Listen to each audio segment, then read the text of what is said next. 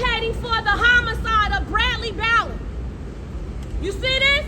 The Examiner said in 2013 that Bradley Ballard was murdered by the Department of Corrections and labeled his death a homicide. That ain't right. This is an obituary I made last year for Charisma Jones' family. Why am I bringing them up? Because Bradley Ballard was found to have been left in his cell, 6 days, I believe, without access to medical care? We know due to the last death report released by Board of Corrections in December 2024. Now let that sit in, because how many deaths have we had this year? So the last death report released by the Board of Corrections, December 2024, shows that Charisma Jones was denied medical access at least 5 times by the Department of Corrections. 2 individuals from our community, a decade apart, but the same situation surrounding the lives ending in DOC's custody.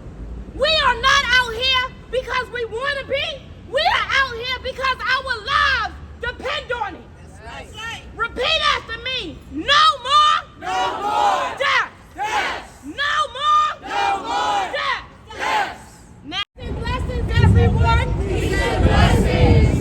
We know why we out here today, right? Yes. Now I got stuck in a little traffic, but you know, Victor held me down. We know why we out here today, right? Yes. We're demanding justice and full accountability, right? Yes. Are we not? Yes. Now you know somebody is out here. He has to represent every borough in New York City, every individual on this domestic soil in our 5 boroughs, and we call him the public advocate. His name is Jamani Williams, and I want to tell y'all, this man has stood by us every death, every report, every bill that we tried to fight and push through around solitary confinement and basic human rights, that we should not have to remind anyone that carries a badge on domestic soil.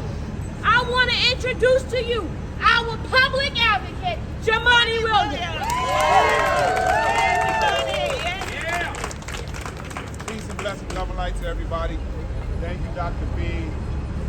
Thank you to the advocates who are here. Thank you to Chair Nurse for all the work that she continues to do. But first, I want to just make sure that media reminds folks that all of this death and all of the issues that you're seeing are happening when our bill that bans isolation is not in effect. So the solitary bill is not in effect. They have not followed it. They have not tried to follow it. And it was always troubling to me how they blame a bill before it was passed, before it's implemented, for death and destruction on Rikers Island. As a matter of fact, we passed some of those bills thanks to people like Chair Nurse and the council to try to actually make Rikers Island safer. Give it up. That's right. And to recognize that it seems every time we look up, there's some kind of crisis on Rikers Island. Somebody's being hurt. Someone's dying. There's a human rights violation on Rikers Island. That means no one on Rikers Island is safe. Yes. The people who work there and the people who are detained there who cannot leave even if they wanted to. No one is safe. And all we're trying to do is make sure that people come home from work, come home from detention, the same way they went in. That is not happening. By how we're treating the people who are on Rikers Island, we are not doing a good job at all. And so we're asking those who talk about being tough on crime to join us to be serious about safety and to work with us to make sure that we shut Rikers down, because what's happening there does not keep people safe and they are harming us. And when we rebuild in the way we're supposed to rebuild, I know the mayor doesn't quite like following laws he doesn't like, but the law is that Rikers is supposed to be closed. And we're supposed to build borough-based jails. We want to make sure we do not build back with the culture that is in Rikers Island. Because it is the culture of Rikers Island that keeps adding to the names on this list. And once again, thankfully, in about 4 months, we'll have another mayor whom I hope will join us. Thank you. By how we're treating the people who are on Rikers Island, we are not doing a good job at all. And so we're asking those who talk about being tough on crime to join us, to be serious about safety, and to work with us to make sure that we shut Rikers down, because what's happening there does not keep people safe and they are harming us. And when we rebuild in the way we're supposed to rebuild, I know the mayor doesn't quite like following laws he doesn't like, but the law is that Rikers is supposed to be closed. And we're supposed to build borough-based jails. We want to make sure we do not build back with the culture that is in Rikers Island. Yes. Because it is the culture of Rikers Island that keeps adding to the names on this list. And once again, thankfully, in about 4 months, we'll have another mayor whom I hope will join us. Thank you. Through organizations like ICE is possible on Rikers Island. That's all it was about. As you know, they are not dealing with people who are even dealing with the criminal who have been accused of crime. They are simply taking people off the street. Mayor Eric Adams wanted to help them do that. A judge sided with the council and the advocates and myself and others and said, no, not right now. Right. So I appreciate that. Right. Thank you. By the way, not only are we speaking about people who have died in Rikers, we are speaking about people who have died in custody. Just a few days ago, someone died in custody after he was arrested for stealing food. Shame. Stealing food, arrested, and died. We have said time and time again that these incarceral solutions that have been placed on black and brown communities decade after decade have not solved the problem, have not made anyone safer, and have continued to harm folks that ultimately, if they're lucky, will come back to the neighborhood often worse than they went in. A known allergic reaction to her psych meds, and she suffered 77 days without care, proper care in a cell. She died because of this, and it was covered up. We must make sure that health care, and that includes mental health care, because mental health care is health care, is properly given to all our citizens. And we must make sure that it is doctors, that it is PAs, that it is nurses, that it is therapists, social workers, and psychiatrists who see their clients while in Rikers. We have corrections officers refusing care. This has been documented for decades and is unacceptable. The deaths of all of these people could have been avoided, and we must act now.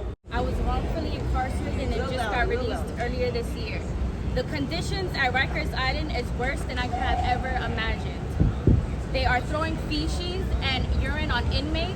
There is often no water, no prescribed medication. Every feeding time was delayed, no religious services, and I was put in solitary confinement as retaliation for calling 311 to report the hell on earth at Rikers Island. I thought I was going to die behind bars. Women's rights are being violated. Women are forced to steal other inmates' underwears and sometimes wearing no underwear while on their menstrual cycle. Correctional officers are not escorting inmates to their scheduled medical services. And sick hall nurses are hanging up on inmates trying to receive medical care. It is truly a torture chamber. I have no criminal history. I am an Air Force veteran. I give back to the community, and I'm also a Columbia University college student who was unable to attend school and be a productive member of society due to wrongful incarceration. I was also a survivor of prosecution, coercion, and the lies they tell on innocent people just to meet their quota. We don't just have a Rikers Island problem, we have a corrupt criminal justice problem overall. If a United States citizen and an armed forces veteran is being wrongfully detained, then Beyonce was in fact right. America has a problem. That's right. Failing to provide my clients with adequate care our community members with adequate care, DOC is circumventing our laws. That ain't right.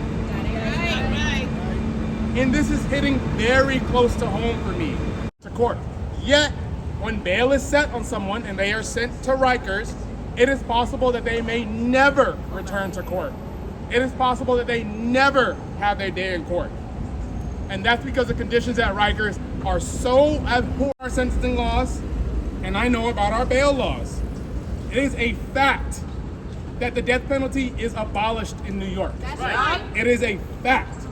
Yet, when our community members who are charged with a crime are sent to Rikers, join us so we can push the city to finally end this torture and remove the stain off our record once and for all. Thank you so much for having me. So thank you, everybody, and now we're going to have a changing of the guard, so to speak, because I was temporarily standing in for the amazing Dr. V, who will be taking over moderation from this particular point. But I just want to say thank you all for coming out here. It's a damn shame that we got to keep coming out here. Hopefully we'll get some relief soon, and hopefully we'll start actually doing something and not just talking about it. That's right. About all of that's going on, all of the tragedy, shameless tragedy, right? Three things come to me, three documents, right? One document is a Universal Declaration of Human Rights that basically states that no one should be exposed to torture or inhumane treatment. talk about it. Does it not mean anything? Does these documents not mean anything? Second, the United Nations standard minimum rules for the treatment of prisoners, which basically encompasses how people that are incarcerated are supposed to be treated. Torture is definitely not one of them. Neglect, mental health services, and being fed. Victor Pate, V-I-C-T-O-R-P-A-T-E.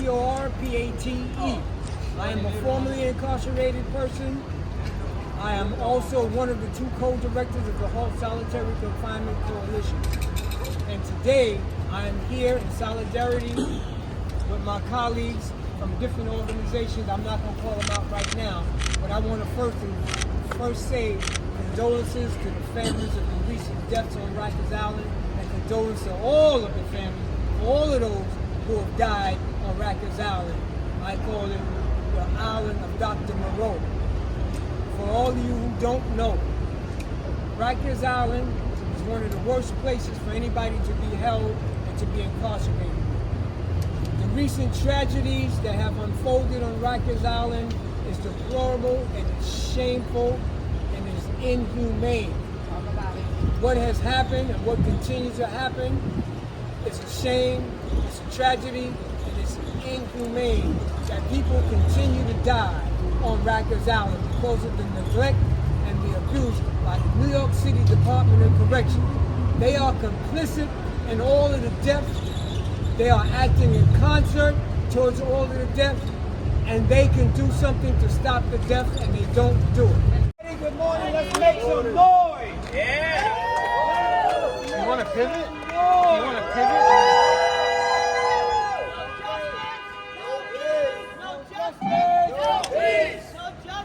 No peace! What do we want? Justice! What do we want? Justice! When do we want it? Now! When do we want it? Now! All right, thank you, my colleague over here. This is the NAN, National Action Network lady here, Miss J.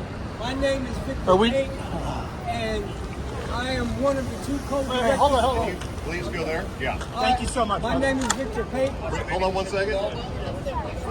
Maybe we should move over. Let's move over this way. To let his administration cooperate with the council. And so here we are again at the end of his term when he is literally going to be kicked out of the door. He's leaving with a bunch of bodies behind him. And that's really sad. It's sad for New Yorkers, it's sad for all of us, and most importantly, it's sad for the families. So we do this all the time, these rallies, and it's really a shame.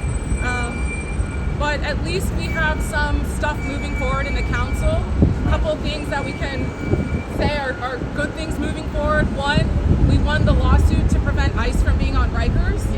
That was great. Judge Rosado brought that out yesterday, so that was a huge win for us to stop the mass deportation pipeline that Trump and Eric Adams tried to work out. The other thing is on Thursday, we're going to vote on three bills from the Littman Commission, which is recommendations, and one of them is going to set up the Office of Transition around Rikers. So we're actually going to have, for the first time, an office at City Hall with a coordinator at City Hall and a coordinator from DOC who are explicitly in charge of transitioning the city to the borough-based jails and closing Rikers. They're also going to be forced to run an interagency committee, so we're going to have all the heads of the relevant agencies, plus a rep from the council is going to be there, so that we are going to force them to do coordination because they are not coordinating anything, and the amount of people dying represents the fact that there's just been complete failure to make transition plans, to strengthen the jails right now, to protect workers, to protect. Hey y'all, good afternoon everybody. One, I also want to extend my condolences to the families of the multiple people who have now died in just the last 2 weeks at Rikers Island. It's quite astounding to have so many people die so quickly in such a short period of time. And we've continued to raise the alarm. We've continued to let New Yorkers know that the mayor has not been focused on Rikers. Not at all. He has not paid any interest to this. And his disinterest in this issue is frankly getting people killed. Rankin, Beldock, Levine, Hoffman, on behalf of the Avila family, we represent them along with Suriana Townsend, and we're hoping that we can get them some justice. I'd like to highlight today the absolute failure that happened in his case. When Mr. Avila was arraigned before a criminal court judge, they knew he was suicidal. They knew he was having mental health problems. There was a judicial order which said this man needs to be placed in mental health treatment. Right now, not later, right now. He was taken to Rikers Island, left in a cell with bed sheets by himself, and found dead less than 6 hours later. Shame! Shame! Inexcusable. They knew. They knew and they didn't care. And how many times are we going to be here?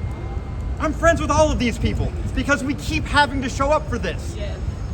I love this community, but the idea that we have to be here again and again and again while they are pulling bodies out of Rikers Island is inexcusable in our city.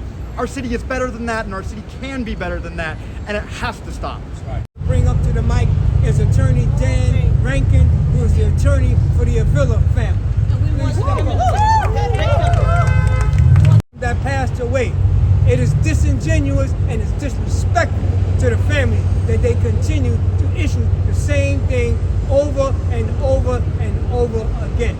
I'm not going to be long-winded because I want to share space and place with Darren Mack, co-director at Freedom Agenda, and I'm also a member of the Jails Action Coalition, and I'm also a survivor of Rikers Island. So first and foremost, I want to send my condolences to the family members who lost their loved ones on Rikers Island, and I also want to send prayers of strength to every family member who has a loved one on Rikers Island. Yes. Because I know they're concerned about the safety of their loved one, whether they're going to make it out of there alive or not. So we hear you. You are not alone, and we are here for you, and we're going to stand with you. So all of us heard the term or the statement that to hammer everything looks like a nail. And for Mayor Eric Adams and for the NYPD Commissioner Jessica Tisch, every social problem in our city, from mental health to homelessness, incarceration is their de facto solution. And that's not right. It's not right. We have to be doing something different. Unfortunately, this mayor has been silent about this human rights crisis that's happening on Rikers Island. He has been inactive, not doing anything.